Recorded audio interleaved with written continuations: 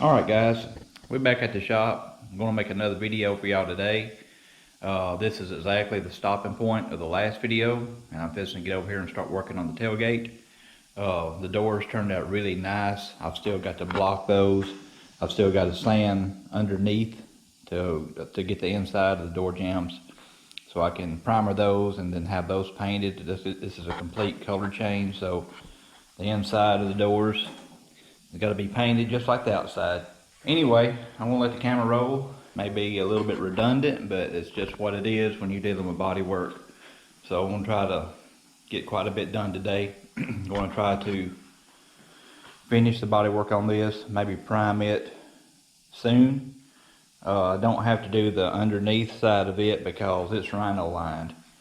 But on this windshield frame, I do have to paint front side and the back side to do the full color change. I could lift the back side of that black because the interior of the Jeep is black, but it's supposed to be the color of the painted surfaces on the outside, so it's going to get color changed as well. So I'm going to let the camera roll and let's get to it.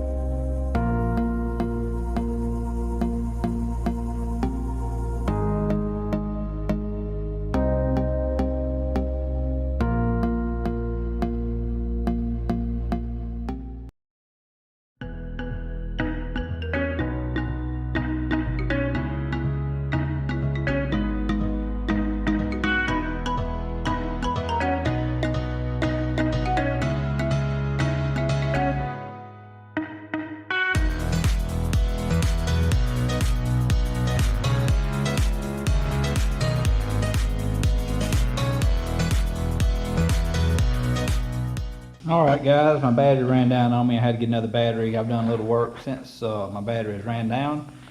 But got this cleaned out down in here, and I had some little bit more than what I would call surface rust. It actually had a little pitting.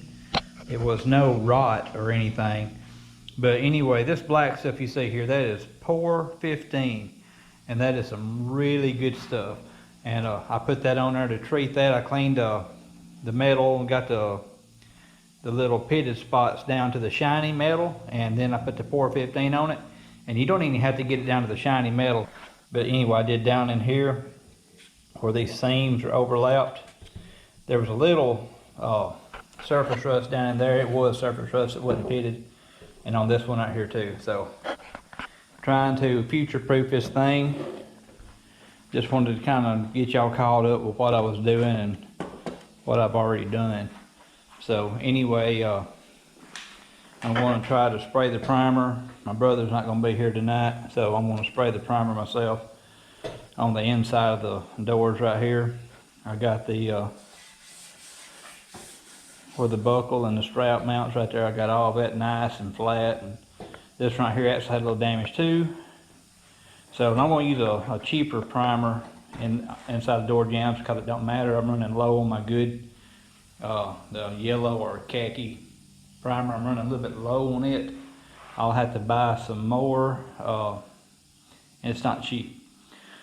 So anyway, I'm gonna put the cheap stuff where it don't matter. This does not matter. It's just gonna, I just want it the right color. There's nothing wrong with the cheaper primer that I'm using. It's just, this over here is hard as nails. I mean, when you spray it on, it seals everything off. It sets up like concrete. It's hard to sand. A lot of people don't like that, but what that means is it's durable. So, all right, let's get at it.